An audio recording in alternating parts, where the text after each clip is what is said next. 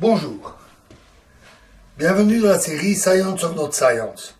Donc, nous avions dit que nous allions parler des critères qui caractérisent les pseudosciences. Alors, un premier critère assez simple, c'est de dire que c'est une discipline qui n'est pas enseignée à l'université et qui n'est pas publiée dans des revues à comité de lecture, ou du moins des revues reconnues par la communauté.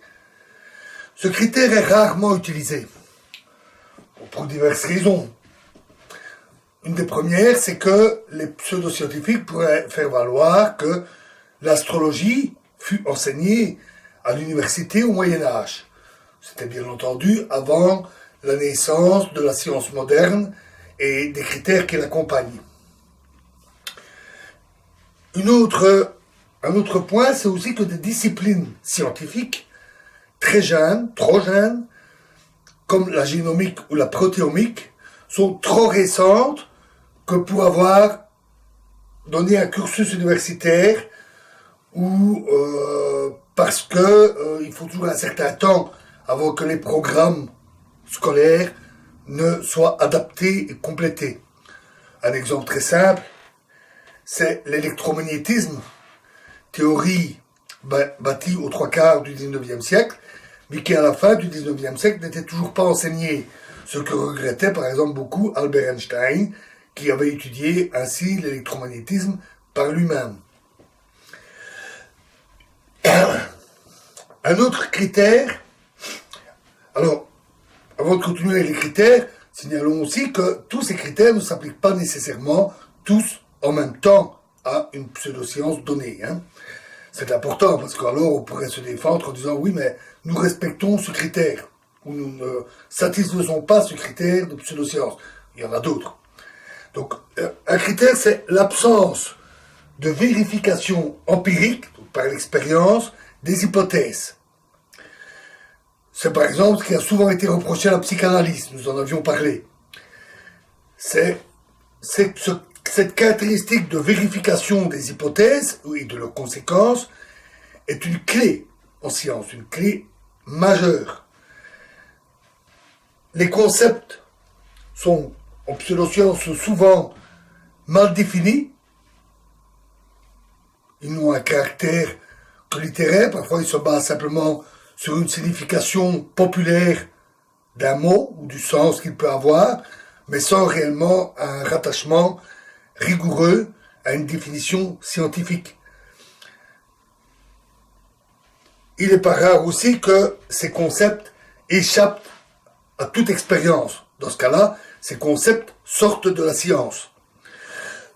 Attention, de tels concepts ne sont pas nécessairement sans valeur.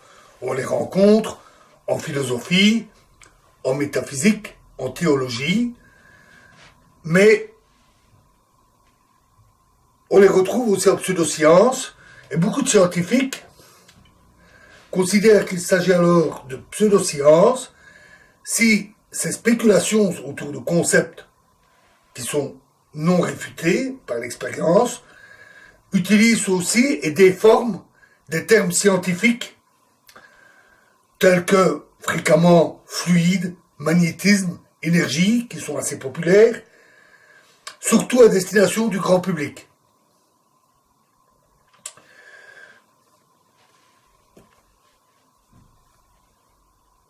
Si ce critère ne s'applique pas, on rentre plutôt alors dans des savoirs, mais qu'on n'est pas en science, on entre alors plutôt dans des savoirs dits non scientifiques, comme les médecines parallèles ou les sciences occultes.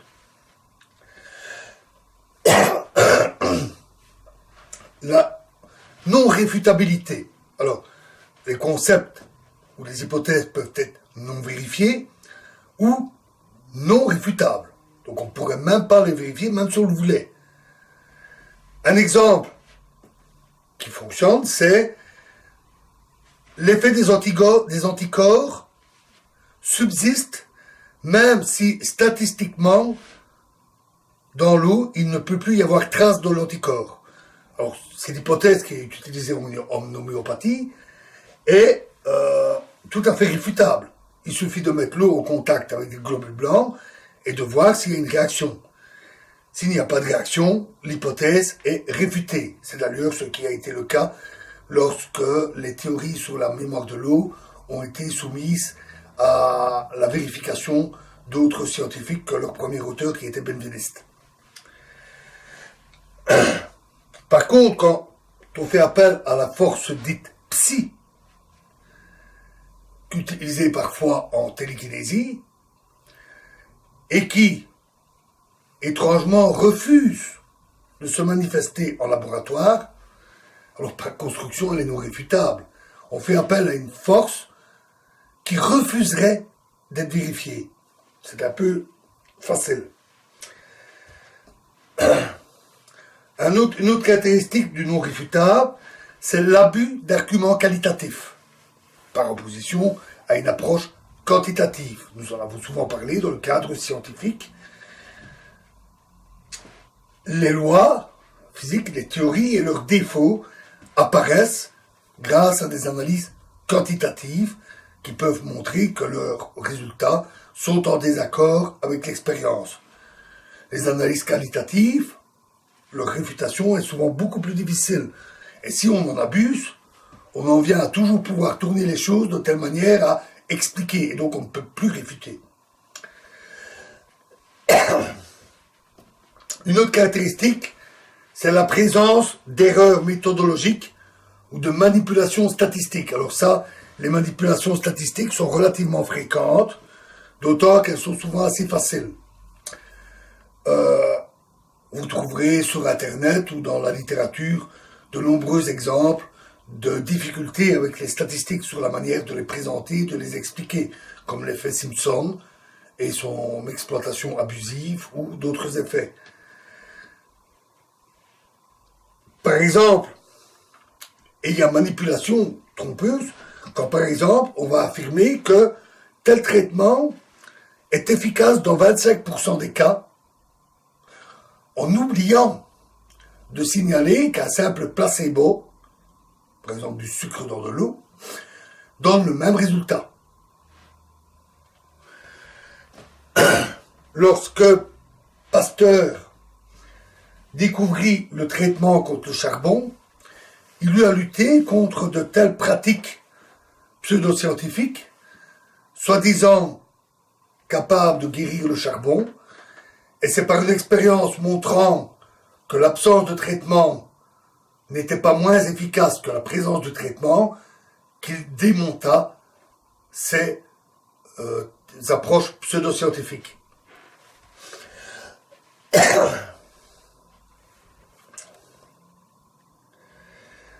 Une autre caractéristique qui ne s'applique pas qu'aux pseudosciences, ça va très très vite, c'est de faire des conclusions hâtives ou de tirer des fausses conclusions.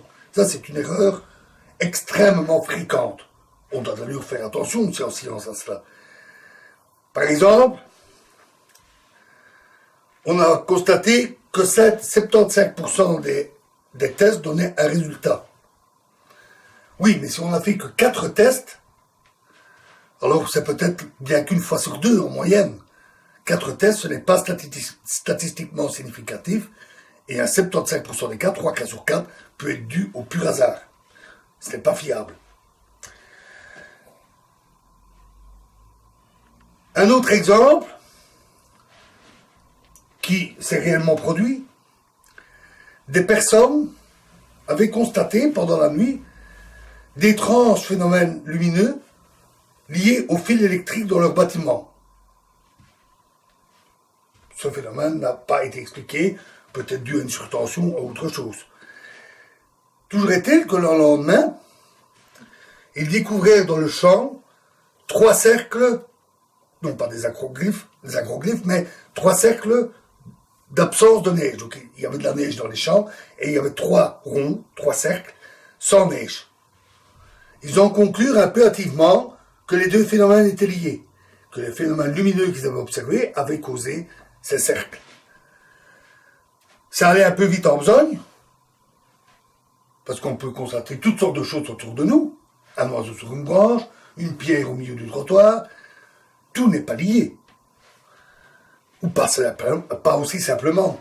Et d'ailleurs, dans cet exemple qui s'est réellement produit, une enquête fut menée et on découvrit que des témoins avaient remarqué la présence de ces 3 cercles non expliqués, peut-être piétinés, peut-être à un endroit un peu plus chaud du terrain, où la neige manquait bien avant l'observation des phénomènes lumineux.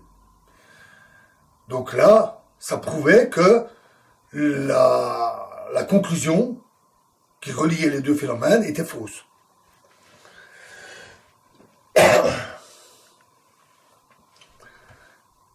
Un autre problème, un autre critère, c'est l'utilisation de sophismes, d'erreurs de raisonnement et de renversement de la charge de preuve. Alors un exemple typique de cela, c'est les ufologues qui vont dire « Prouvez-moi que les ovnis n'ont pas d'origine extraterrestre ». C'est plutôt difficile à prouver, puisque eux affirment qu'ils ont une origine extraterrestre, c'est donc à eux d'apporter des preuves de l'origine extraterrestre, pas l'inverse. C'est pas rare. Plus d'une fois, il m'est arrivé de voir certains proposer certaines idées plus ou moins farfelues, des théories plus ou moins fumeuses, qui étaient les leurs ou qu'ils avaient trouvées sur Internet, et me disant « Prouvez que c'est faux ». Alors d'abord, si je devais passer mon temps à essayer de démonter tout ce qui est faux sur Internet, j'y consacrerais 24 heures par jour pendant toute ma vie sans jamais arriver au bout. J'ai autre chose à faire. Et à nouveau, ce n'est pas à moi ou à d'autres de prouver que c'est faux, c'est à celui qui défend cette théorie de prouver qu'elle est vraie.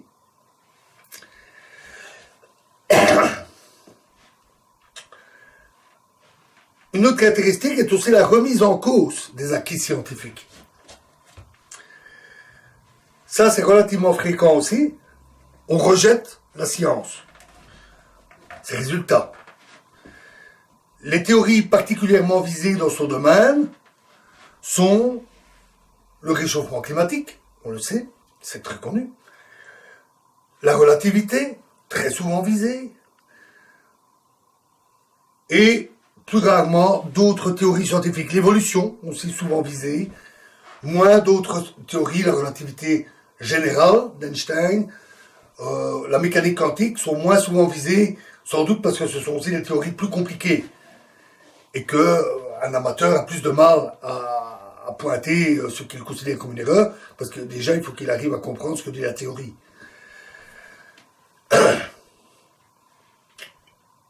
Souvent, ceux qui font ces remises en cause partent d'une idée simple qui permettrait de bâtir une théorie qui explique tout ou presque. On les qualifie souvent avec un terme péjoratif anglais, plutôt difficile à traduire, qui est crank. Les cranks sont ceux qui ont des théories fantaisistes, qui remettent en cause des théories scientifiques établies et d'ailleurs validées par l'expérience. Alors qu'eux n'ont rien validé par l'expérience. Une caractéristique qui est fréquente aussi en pseudosciences, c'est la confusion entre science et croyance. Certains affirment que les sciences ne sont que des croyances et soutiennent qu'ils ne font pas les choses différemment. Nous savons, nous en avons longuement parlé, que la science refuse les croyances arbitraires, dogmatiques. Toute idée, que ce soit à la base ou dans les conclusions, dans la méthode scientifique, doit être vérifiée par l'expérience ou l'observation. Et rigoureusement. C'est la nature qui dit si c'est bon ou pas bon. Donc, il ne s'agit pas là d'une croyance, si ce n'est la croyance au principe d'objectivité, nous en avions parlé, sur lequel on ne pourrait rien faire. Mais il y a souvent confusion volontaire ou involontaire en pseudosciences de la science et des croyances. Et c'est aussi dans ce cadre qu'on constate parfois un rejet de la science, un rejet en bloc, non pas comme dans l'écran qui vise telle ou telle théorie, mais là vraiment un rejet de la communauté scientifique, avec parfois là derrière des théories du complot ou d'autres choses de ce genre, où on rejette parce qu'on n'y croit pas, où on a peur, où on soupçonne tel ou tel groupe, ou telle nation ou tel gouvernement de manipuler les gens et les résultats. Face à ça, on ne sait rien faire, puisque tout argument qui ira à l'encontre de ce qu'ils pensent sera considéré comme une manipulation, comme faisant partie d'un complot.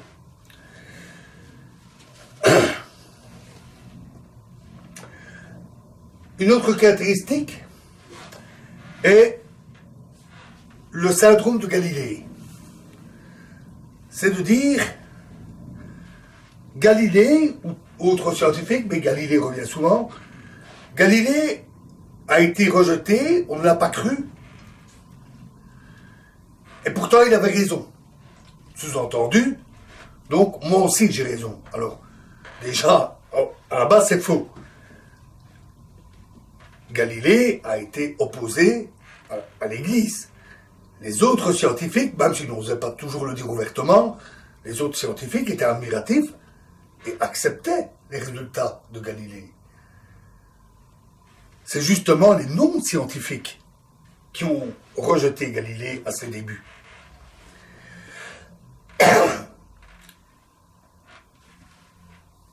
Et c'est aussi une inversion du sens de l'implication. Nous en avions parlé.